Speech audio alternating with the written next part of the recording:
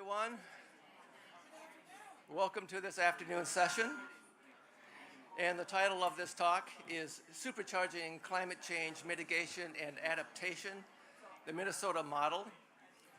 And my name is Patrick Hamilton, and I'm the Manager of Sustainability Initiatives at the Science Museum of Minnesota. And I want to thank you for taking the time to attend this session, because after all, we have an ocean of offerings here at COP28. And I also want to thank all of those of you that will be watching this virtually at a later time and date elsewhere, taking the time and opportunity to see this presentation. So some of you may be wondering, why a session about Minnesota, and why pay attention to Minnesota? I mean, situated in the heart of the North American continent, Minnesota is not the largest state. It's 12th in size, and in terms of population, it's about 22nd among all the states of the Union. But here's what.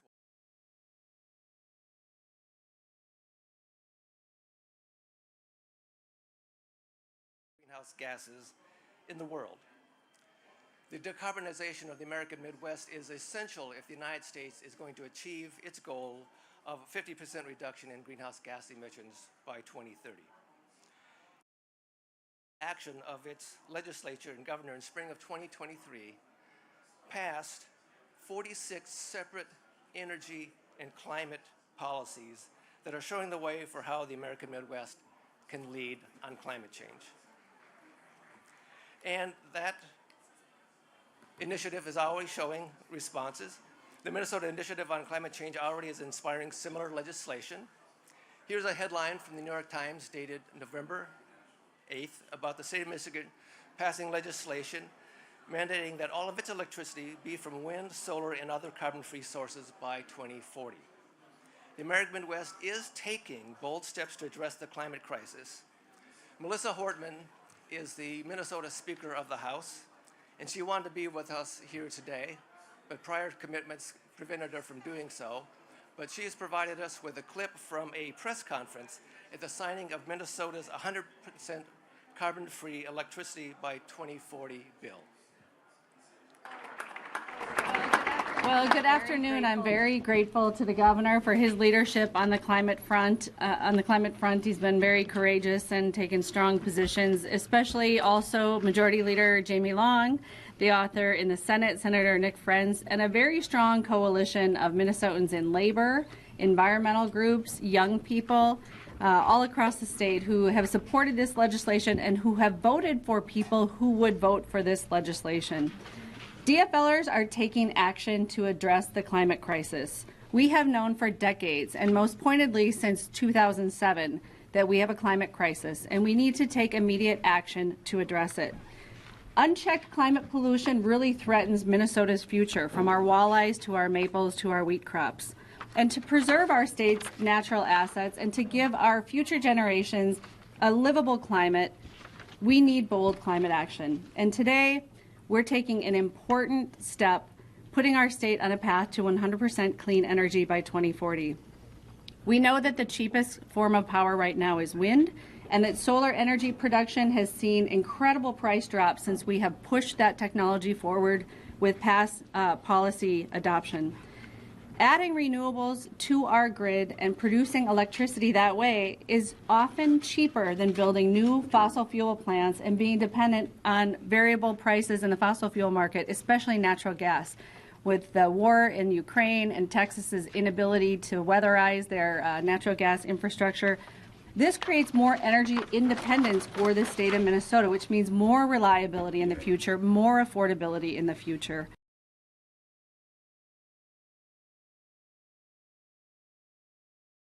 Preface our next speaker by saying that Minnesota's surge in energy and climate legislation in early 23 was made possible by elections 13 months ago in November of 2022 that ended divided government in Minnesota and turned over the Minnesota legislature, both the Senate and the House, to Democrats and retained the governorship in Democratic control.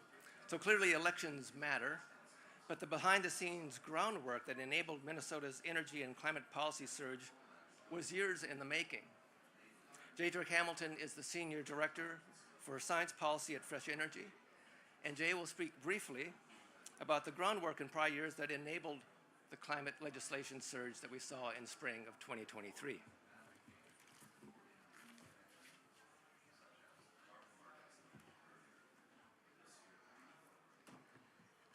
Hello, everyone. I'm Jay. We're going to have a Q&A question session for the last 20 minutes, and I'm looking forward to it. But I want to tell you a couple words about Fresh Energy. Fresh Energy is over 30 years old. It's the oldest, most successful business in the nonprofit sector in Minnesota who works specifically on clean energy and climate. We've had big victories every year at the legislature, and we're nonpartisan. So I'm very proud that almost every victory we've won has been a bipartisan victory. We are a mission to shape and drive bold policies to achieve equitable, carbon neutral economies. So we are aiming to make sure our region enjoys really good health, a vibrant economy, and thriving communities for today and for generations to come. And I want to tell you a few words about Minnesota.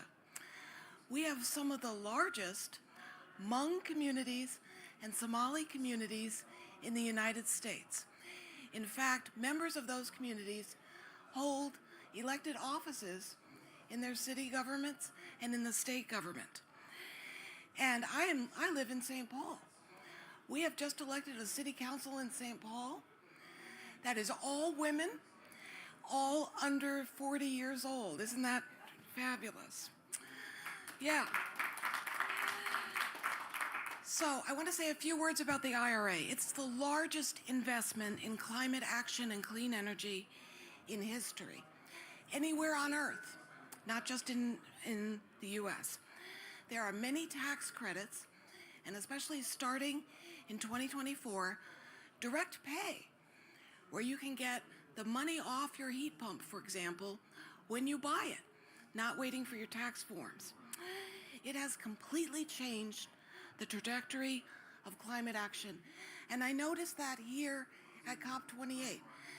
Everyone is saying we're going to decarbonize everything, and that's very important. We've also started to decrease the cost of these new technologies, and we're improving people's lives and livelihoods as a result. Most important from the Biden administration is his utter creation of something called Justice 40, to be sure that everything in the bipartisan infrastructure law and in IRA will benefit at least 40% of the under-resourced communities. So we're going to aim first at the lowest income and middle income communities and build from that.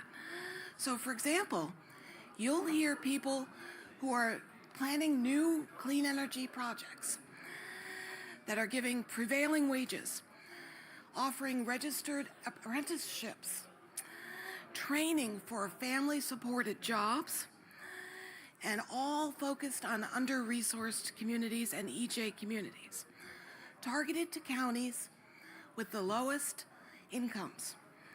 So that's a signal of how we're being successful. One of the first things that happened after those federal bills passed was people like us from Fresh Energy went up to the legislature in Minnesota and started talking about this. This was in 2021, and we said, you know, we think you'd better set aside some money in a competitiveness fund for matching funds to attract more of the federal money that's coming out to states to Minnesota. And they have finally taken us up on this. And now we call ourselves the state that, according to the guy who is in charge, he's the Assistant Commissioner of the Department of Commerce. His name is Dr. Pete Wyckoff. And he's in charge of both federal and state energy initiatives. And we won him over to come back to Minnesota because You know what he was doing in 2021, 2022?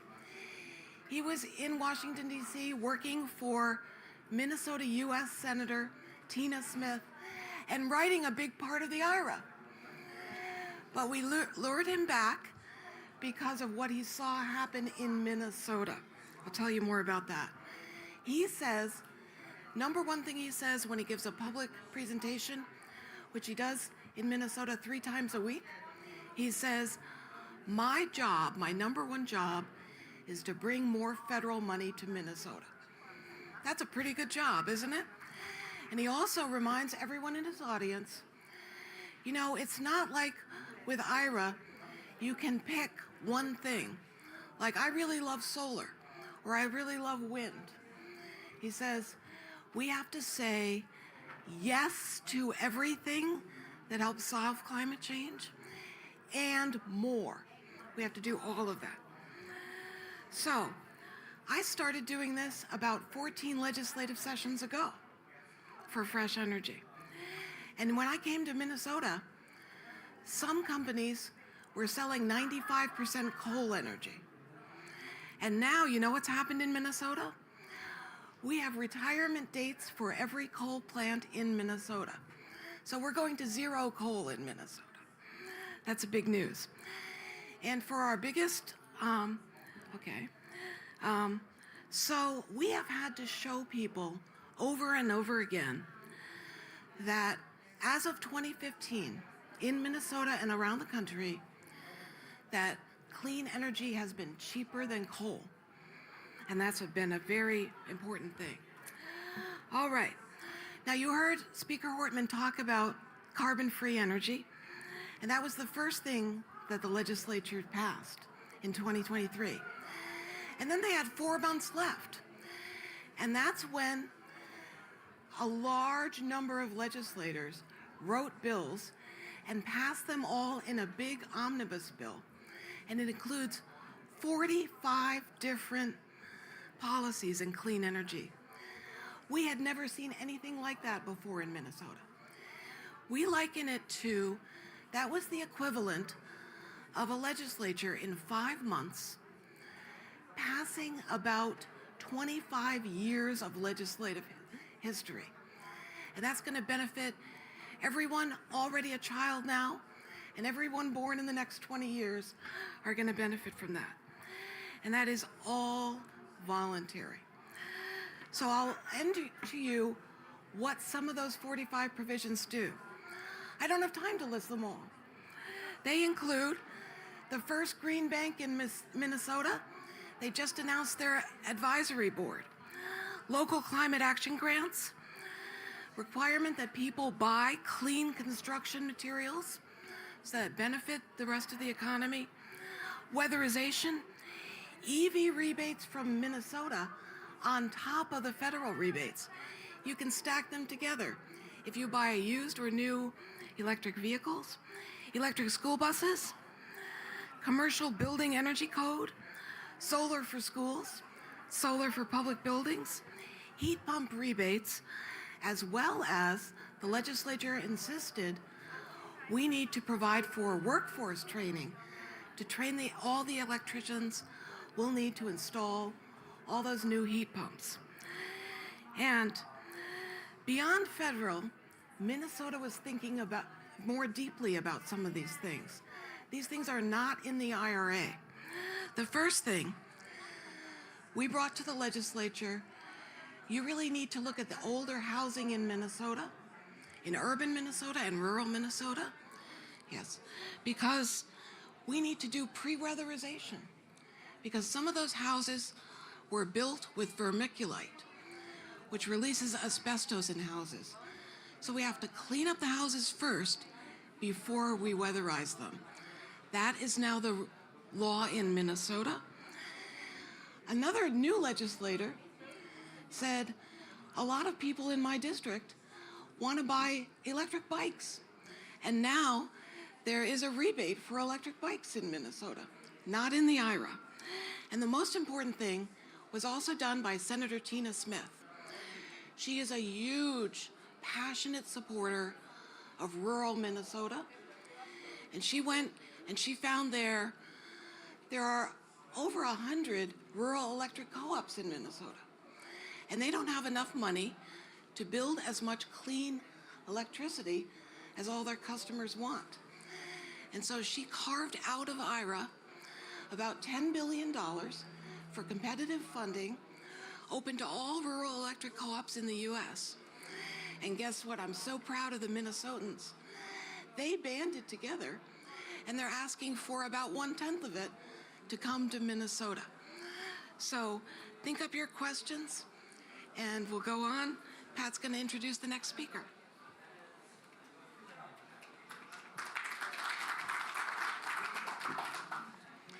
Thank you, Jay. And that's just a taste of the legislative action that took place just a few months ago in the state of Minnesota. Ooh. So much of the climate action enabled by the 2023 Minnesota Legislature will take place in cities that collectively encompass about 4 million of Minnesota's residents, or 73% of the population.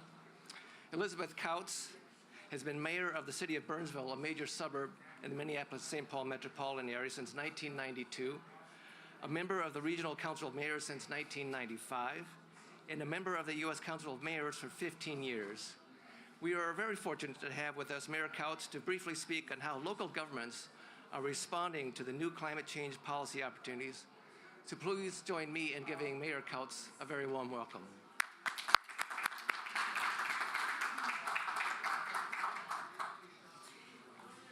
Thank you, Jay, and thank you everyone for coming.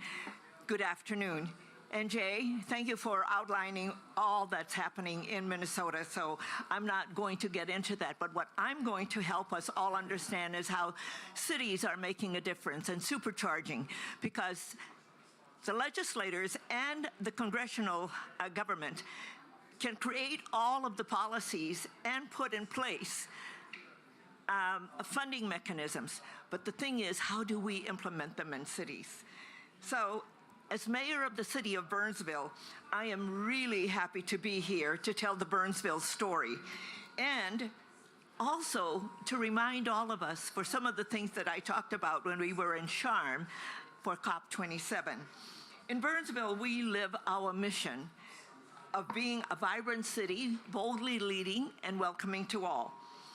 Burnsville is located about 15 miles equidistant from the south to Minneapolis and St. Paul. And we're fully built out, and we're 27 square miles with 30% of our population representing a variety of backgrounds and culture. For Burnsville, sustainability means meeting economic, social, and environment needs without compromising the future. It is one of our 6 priorities for our guiding plan and action, with a thoughtful and intentional approach to minimizing impact on a community, environment, and economics. One of the things about Burnsville is that the environment and energy efficiency has always been a priority. When I came into office in 1995, and I convened the community, and over 2,000 people took part in this convening to revision and reimagine our city. And out of that emerged as one of the pillars of success is the environment, and that was in 1997. And so that began part of our journey. But even previous to that, we were into recycling and making sure that we had a healthy green canopy throughout Burnsville. So as you see, the progression of our history is about making sure that we take care of our natural resources, not just greening our city, but also taking care of our water. People will always talk about Minnesota as the land of more than 10,000 lakes, but we have to be very intentional about making sure that that water source is protected, because it is not something that we need to waste. So our sustainability plan was first adopted in 2009, but it was in 2005 at the U.S. Conference of Mayors when President Bush did not sign the Kyoto Protocol. that we as mayors said it was important for us to lean in and make sure that we take care of the planet and the environment. And so I was one of those first mayors who signed that climate agreement back in 2005, then came back to my city and made the connection from our pillars of success and said, we are in this and we need to lead the way.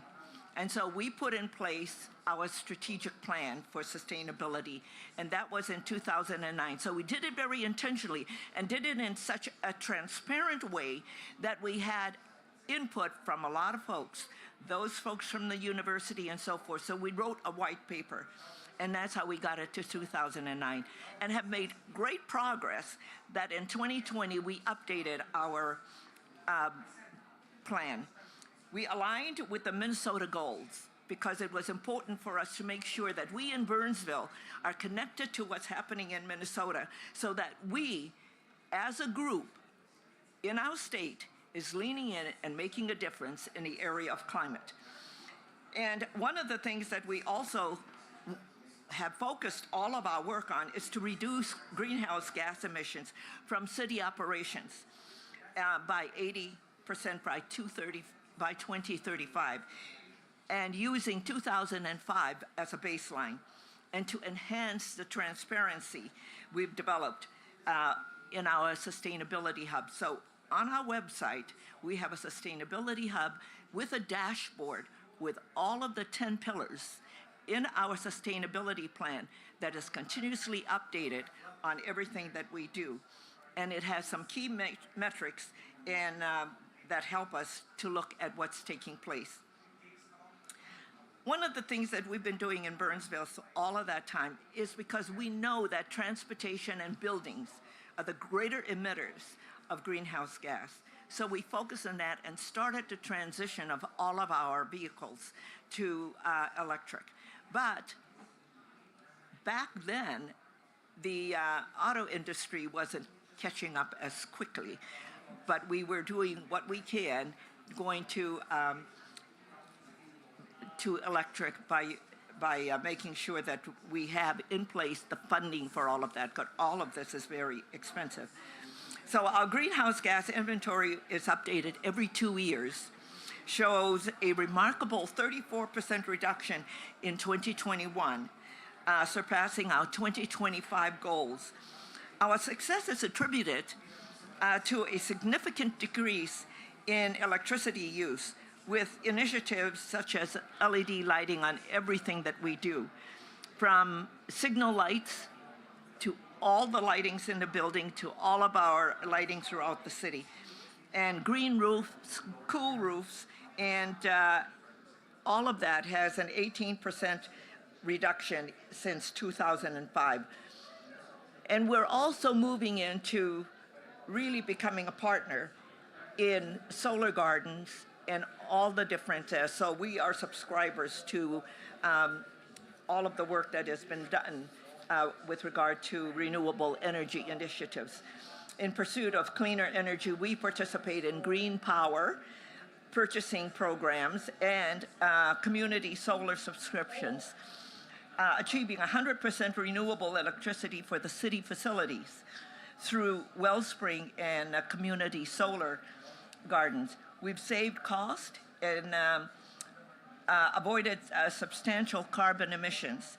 Additional, we facilitate solar installation on private properties, earning Burnsville the Soul Smart Bronze Award. So all of these things that we do is so important for us that we also change our codes and ordinance for our buildings so that our people can access some of the funds, and we help to facilitate how our residents and business can access and also get the technical assistance that they need from the federal government and from the state government. So the state of Minnesota and city of Burnsville continue to work together, and we're very, very appreciative of what Governor Walz and the legislators have done and passed in 2023. So we will continue to do all of that work and make sure that we look ahead in committing to continuing to build out our sustainability hub. And now we're bringing in all of our businesses and our residents to propagate the dashboard, because their actions are also very important. So, in conclusion, Burnsville has made significant strides in embracing sustainability practices and fostering community engagement and implementing innovative initiatives. Our journey is ongoing, and we look forward to sharing the progress, especially the work we're also doing with Xcel Energy. One of the things that I talked about last year at COP is that in 2015, I stood on the property of Xcel Energy in Burnsville and saw the last coal train pull up. And that action in having the last coal train pull up into that plant reduced their carbon emission by 40% when they went to combined cycle. And that was in 2015. So we continue to work very hard to make sure that we address all of the different areas that is necessary for us to save our planet and make sure that we are supercharging and becoming green. Thank you.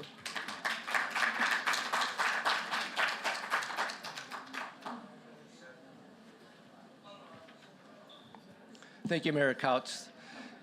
Your leadership at the city level is extremely important, but I also want to talk about the business community. Climate action has enormous potential to unleash great economic and employment opportunities. Scott Tu is the Vice President of Sustainability and the Managing Director of the Center for Energy Efficiency and Sustainability at Trane Technologies in Davidson, North Carolina.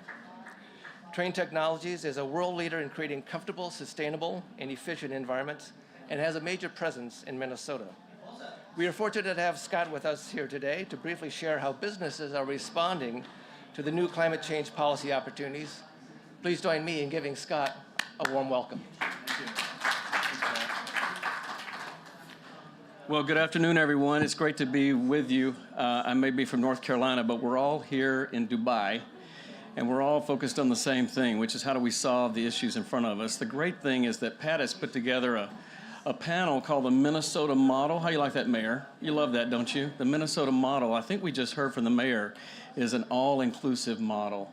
The way that we solve climate issues is going to be an all-inclusive approach to solving the issues. There's no one solution. If it were finance only, we would fix it, I think, much faster. If it were only one technology, we would invent it and we would fix it faster. But it's not that, which is why this is very complicated. But I think the Minnesota model that we've just been hearing about is the one. And I am proud to represent Trane Technologies. We are the world's largest provider of cooling technologies. We do those for commercial buildings. We do those for homes. We also do those for the transport and refrigeration cooling needs for fresh food.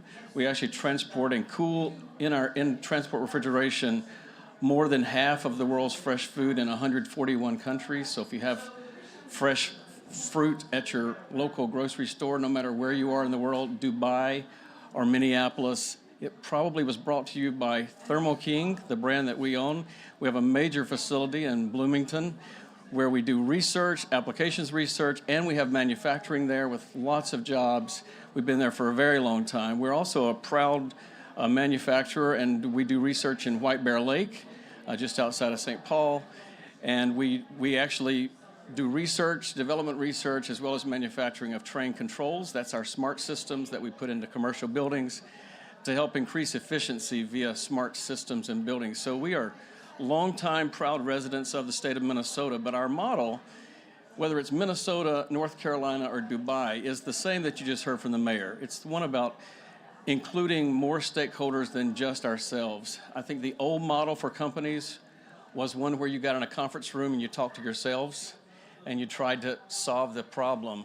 That's not the model that works anymore. The model that works now is the one you just heard from the mayor, and that is you actually go outside the company and you find out where the best ideas are, whether it's cooling technologies, financing technologies, whatever the issue is, and we are helping to piece all those things together.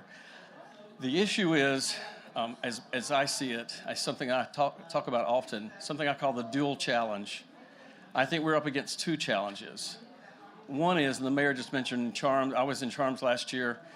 There's a person I've worked with for many years, Jim Wolf, in the back of the room, has been to all 28 COPs. And if you think about that, Jim's been at this for at least 28 years, and we still don't have this solved. The Paris Accord, which would have been 2015, I think the science and the policymakers agreed that by 2030, we have to reduce emissions by 50%. That's been the number. But I have another startling fact for you. Cooling and heating buildings, if I'm in Minnesota, I have to talk about heating. I say heating and cooling, make sure heating's first. Heating and cooling buildings consumes roughly 50% of the energy. So the question is, can we keep putting heating and cooling in buildings globally when in a warming world where the world needs more, and we have extreme weather events creating even more of a need for heating and cooling? Can you put more heating and cooling in the world when it consumes 50% of the energy load and reduce emissions by 50%? This is the dual challenge we're up against. It's exactly what the Minnesota climate package and the climate policy package was focused on. And thankfully, it addressed all the big levers that have to be addressed. It's a multi-pronged approach. It addresses incentives for the right technologies. It addresses the financing piece. The policy piece is there. You heard the mayor mention an increase in efficiency standards. We are a company that produces heat pumps, but we have an adoption issue. There was an old way of thinking, especially in places like Minnesota, that heat pumps don't work in cold climates. That's no longer true. It was true 30 years ago, but it's not true today. But we're up against some myths in the marketplace, so adoption is slower. The things that are helping adoption are incentives from the IRA and from states like Minnesota. The other thing that's driving it is all the other changes within the electricity industry. All of these industries, there's a Venn diagram, if this were a visual, where finally everything's coming together at the right time. This is Minnesota's moment. It's a moment for companies like Trane Technologies providing the solutions, and we all will win. We may be back for another COP next year. I don't think it'll be over yet, but I think we're getting closer. We can certainly see that the world can be decarbonized, even in sectors that at one point, maybe 10 years ago, certainly when Jim started 28 years ago, we didn't think could happen, but we now know that it can. So I'm excited to be here, really proud of what Minnesota has done with their model, and happy to answer questions this afternoon. Thank you.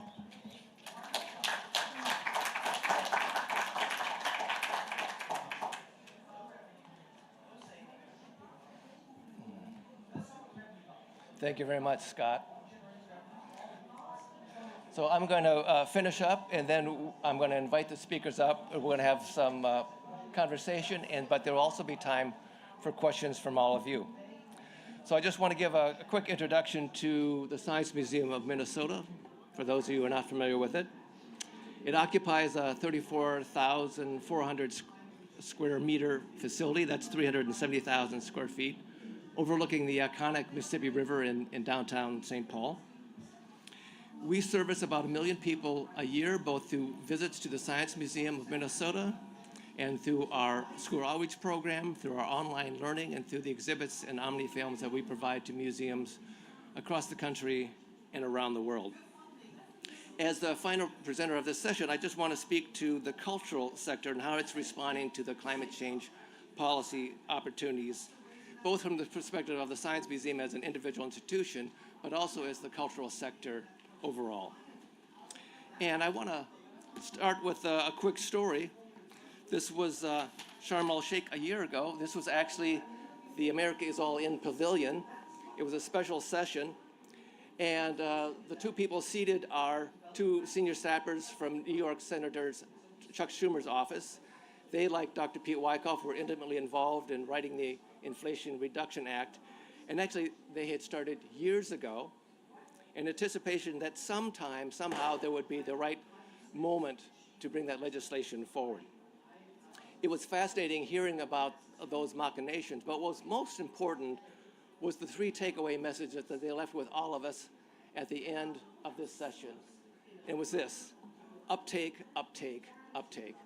That the Inflation Reduction Act has passed, it's now federal law, It's now incumbent upon all of us to adopt it as vigorously and extensively as possible.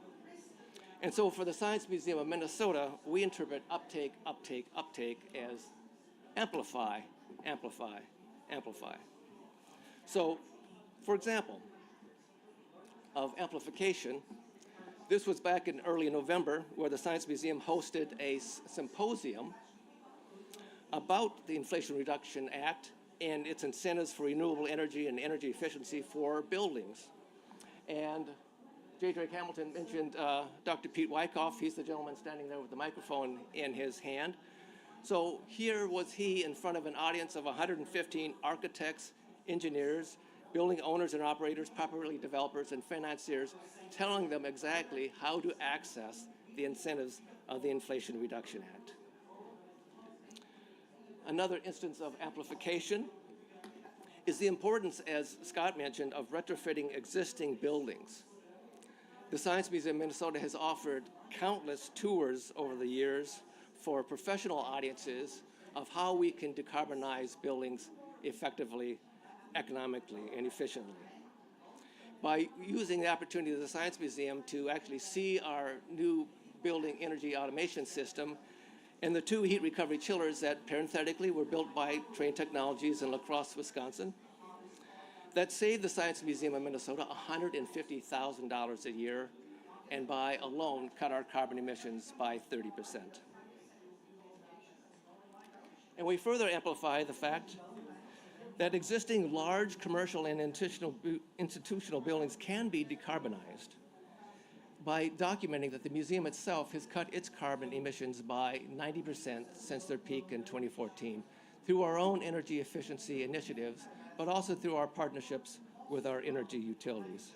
And our goal is to achieve 100% carbon neutrality on our Scope 1 and 2 emissions by 2030. But I also want to talk about how we are further intending to amplify our work on climate change. In May of this year, the Science Museum's Board of Trustees adopted a new strategic plan for the institution that places climate change at the center, at the nexus of all the work that we intend to accomplish over the next 6 years. And in particular, we intend to use climate change as an integrating theme that ties together all the exhibit halls of the Science Museum, all of our content theme. Now, I'm proud of the initiatives that the Science Museum of Minnesota has taken on energy efficiency and on climate education, but we all know that individual initiatives aren't sufficient to the scope of the problem, that we need action at a pace and scale commensurate with the scope of the problem, which is why I'm proud to talk about the Association of Science and Technology Centers. This is the professional umbrella organization that represents over 600 science museums and science centers across the United States and around the world that collectively serve 110 million people every year. At the October annual meeting of the Association of Science and Technology Centers, the Seeding Action Initiative was announced. Seeding Action recognizes and seeks to address a crucial missing ingredient for large-scale climate action, and that is widespread public action and public demand for corporate government and institutional changes. Public engagement efforts have the potential to inspire, equip, empower people to act, and therefore to bring about a culture of widespread public action to advance societal changes that match the pace and scale of the problem. I'm pleased to say that in the 2 months since this initiative was announced, there are already 61 museums of a wide variety of sizes and across the United States that have already signed up to the Seeding Action Initiative, including the Science Museum of Minnesota. So, both at the state level of Minnesota and at the federal level in Washington, D.C., we now have the tools commensurate with the scale of the problem. Never has it been more necessary to act on climate change, and never has it been more possible. So let's imagine, strive, and realize the safer, more secure climate future that we all want. And speaking for myself and my fellow panelists, I greatly appreciate the opportunity to be with an audience committed and engaged in accomplishing exactly that. So with that, I'd like to invite the 3 panelists up. We'll have a chat, And then we'll have plenty of time for some questions from you folks.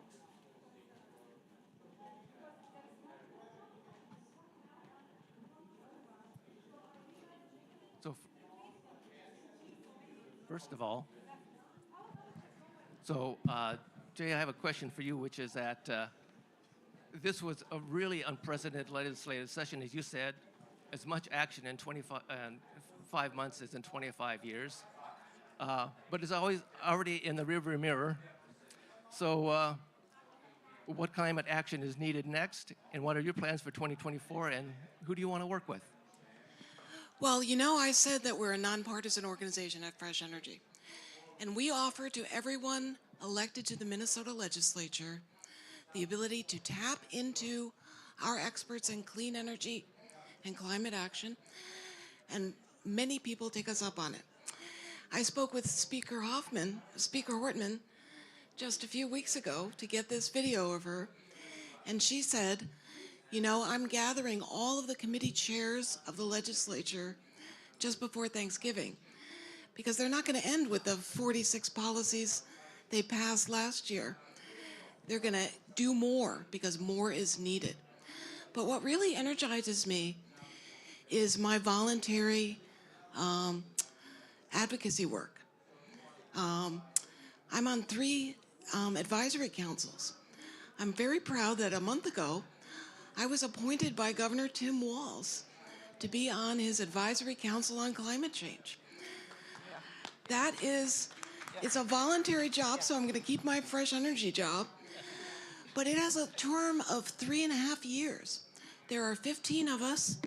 We're from a broad sector, multiple sectors across Minnesota, very different people, and we're going to work together, and we're going to tell Governor Walz what we recommend he should do next and next and next over 3.5 years. But I'm also on 2 advisory panels that are related to Xcel Energy. That's our largest utility in Minnesota. And if you're not from Minnesota, you should know that Xcel has already delivered almost on retiring all its coal plants. It has 2 more left. One is the King plant on the edge of the St. Croix Wild and Scenic River. And I'm on the advisory council for that. That plant will retire in 2027. And when that retires, they will have to take the very large coal plant that's right next to the St. Croix River. They will have to demolish that. They'll have to return the land to its pristine conditions and decide what to do with that. And now I'm going to be part of that work too. I'm also on an advisory board at the other Xcel plant, which is called the Sherco plant. Sherco stands for Sherburne County. It's 3 of the largest coal plants owned by Xcel. To give you a sense of the size, that plant burns 3 train loads. So 3 100-car trains every day come to that plant from North Dakota and burn that coal every day. Isn't that amazing? But those plants will be closed 2023, 2028, and 2030. And then there will be no more coal plants there. They will be demolished. Now, you may be remembering, but it's already December 2023.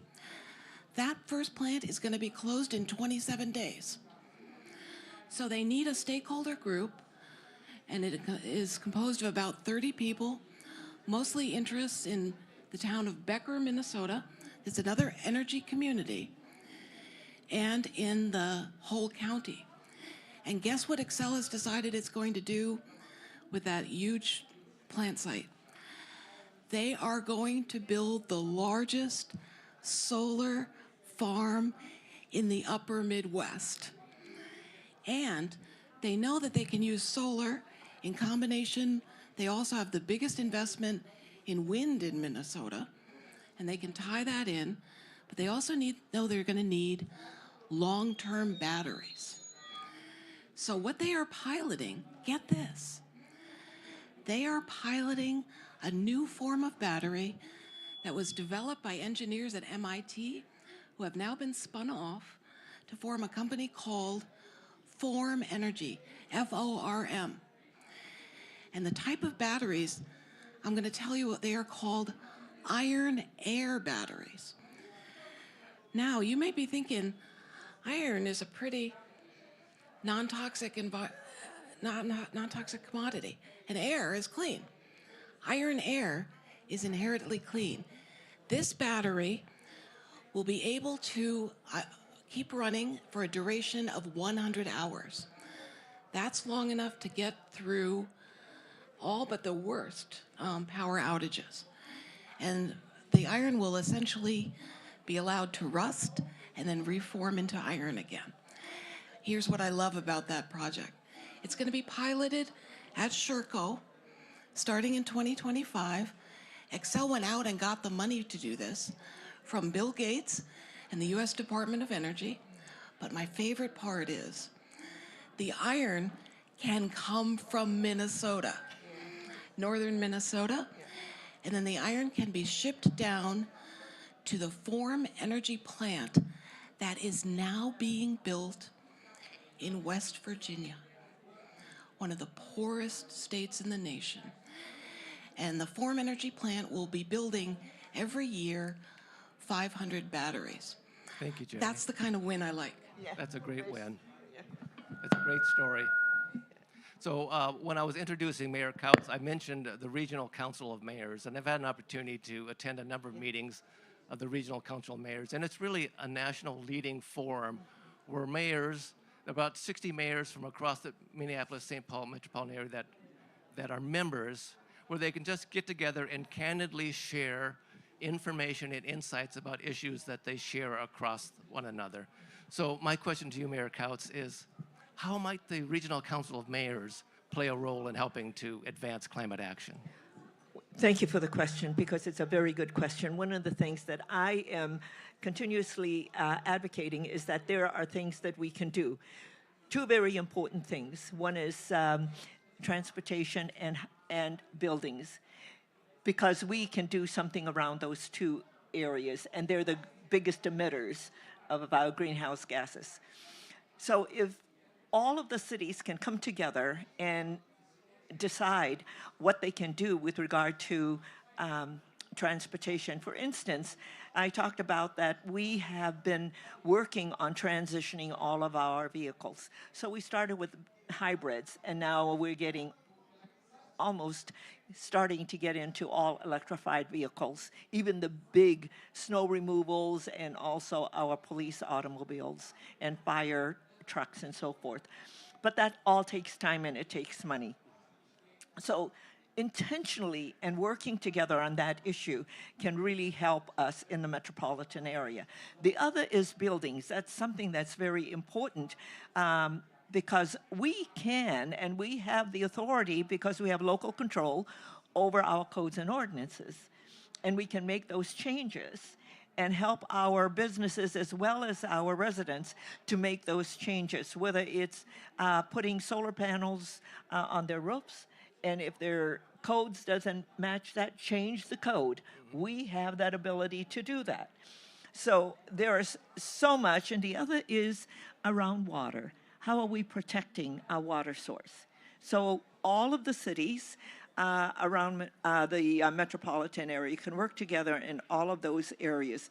But it's very important to think about all of us working together to affect change in reducing our carbon emission, and using just those two areas, we can make a big difference. And that's what I think we can help supercharge the change. Thank you, Mayor. So one of the things I want to mention about Trane Technologies is that it has adopted a very impressive goal of reducing the carbon emissions of its customers by 1 gigaton. That's 1 billion tons of carbon dioxide by 2030. And so I just want to acknowledge that that is a very impressive goal. And I also want to point out that, of course, Minnesota is a small piece of Train Technologies and its global work. But I'm just hoping that there's something that Minnesota can do that can allow it to punch it above its weight in terms of helping to advance Train Technologies' goal of building 1 gigaton. Well, I think you're already punching above your weight because you've done the things that we would like to see in other locations, whether we're talking countries or states, and that is you're doing the things that the mayor just mentioned.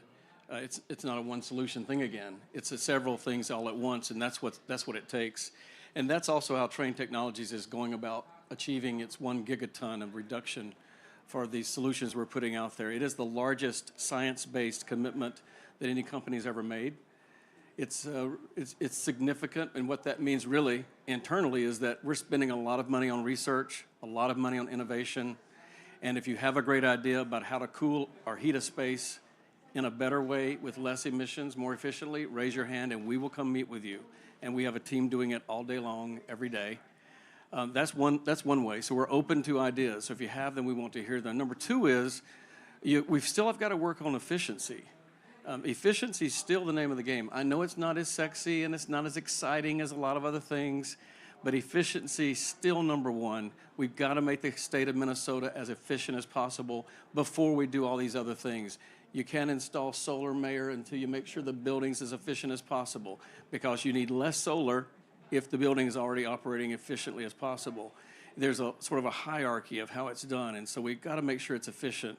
I was looking, the Minnesota Energy Department put out a recent report that showed that if you look across the sectors of the Minnesota economy, and they break it down by emissions, transportation's number one still, but many of the sectors are showing a decrease in emissions. There's one that doesn't, that's homes. Homes in Minnesota, emissions are increasing. That's because homes have switched over significantly to natural gas use.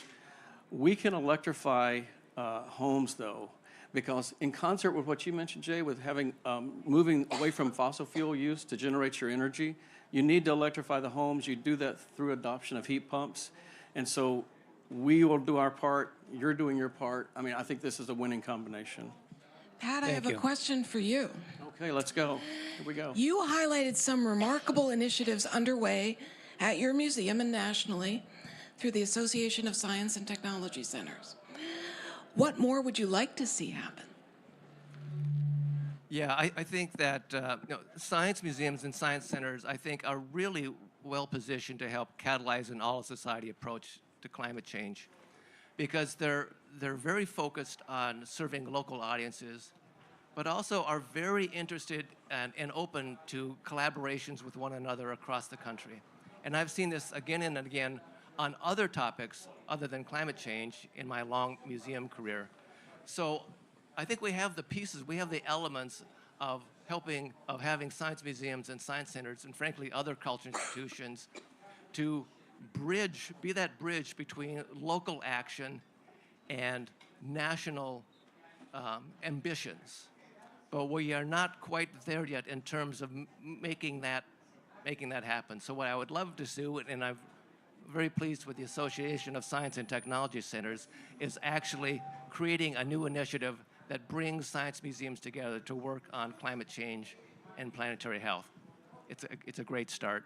And I think we have time for one or two questions before we send you off to what other session. We're going to go with you first, and then you and back. I really appreciate your commitment to all the good work that you're doing. But I was really struck by that statistic that you led with the Midwest being fifth in emissions in the world. And I'm guessing that agriculture plays a significant role in driving those emissions. So can any of you speak to the role of agriculture, how they're being held accountable and encouraged to use more sustainable practices? Yes, I mentioned that I've been put on the advisory committee for climate change of Governor Walz. If you need some advice, here's the person. And I'm so interested in looking at the other 14 people on this commission. We're going to start a meeting in mid-December. And I notice 2 farmers on the commission, and I notice another advisory council member works for Land of Lakes. because those are three people that we're going to need to rely on heavily in what is possible. And if you don't know, Land O'Lakes and General Mills and other food companies in Minnesota have already started trying to figure out and working together on getting climate smart about agriculture. And one piece they've been drilling down on is how do we get revenue to farmers who are storing, for real, storing carbon on their land. And they've been piloting some initiatives. And we want to learn from those. We want to advise Governor Walz to what to do about climate and agriculture. Thank you for that. And I want to send you off with a fun fact. So we grow a lot of corn in Minnesota, and about 30 to 40% of all that corn is used to is converted into ethanol to be blended in gasoline as a transportation fuel. An acre of solar produces 19 times more energy than an acre of corn grown to produce ethanol. So I think we have an opportunity here to think of, for farmers, that raising electrons could be a very profitable enterprise in the future.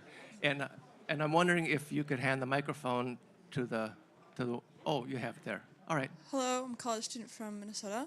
I just want to clarify on what Scott too said about first focusing on building efficiency and then investing in solar, because I would say that building efficiency is very important and efficiency in general. But when we turn to solar itself is more efficient than what we're using with natural gas, oil, and coal. So if we transition to solar, you use less energy. So I personally think that if we put more money towards solar and wind, then you already need less. And so I think the clarity there, and that's that comment. Sure. I was just wondering. Yeah, you're talking about the source. You're correct. Yes. The source of energy or the Yes. supply side, you're right, more efficient on the solar wind. I was talking about the demand side. On the demand side. Yeah, so if you demand less, then you need less of all the Right, other. right. So first things we do is we make sure there's a good balance, so there's less demand on the grid, no matter what the grid is. But you're right about efficiency of the supply side. So I think it'd be best to do both. You have to do both. Instead of doing one first. No, you have to do both. My point is that it's high time that we address the demand Right. side, because there's a lot Yes. of waste, and we don't like to call it waste sometimes. We like to call it other things, but it's really, we're wasting it in our homes and in our buildings and in our communities. And in a community like you're managing, you're trying to check all the boxes, which is the smartest way to do it. But there typically is a balance that's needed for demand and supply. And I'll give you an example of, and then we have to wrap up, I'm sorry, but we'll stick around to answer and chat with you folks. But I'll give an example of the Science Museum, Minnesota, where we were wasting enormous amounts of heat that the building generated just through all the electricity coursing through the Science Museum. And through the installation of 2 heat recovery chillers, we dramatically reduced our carbon emissions, because we were both buying heat energy from a district energy plant. At the same time, we were expelling heat energy from the building, which made absolutely no sense until a mechanical engineer pointed out that that's exactly what we were doing. And this is a common practice, and it's an unfortunate one, but it is a very much low-hanging fruit. And as I say, not low-hanging fruit, but fruit that we're squishing between our toes as we walk around. Right. That's right. So thank you all for being here today. Thank you. Thank you for your time and your attention.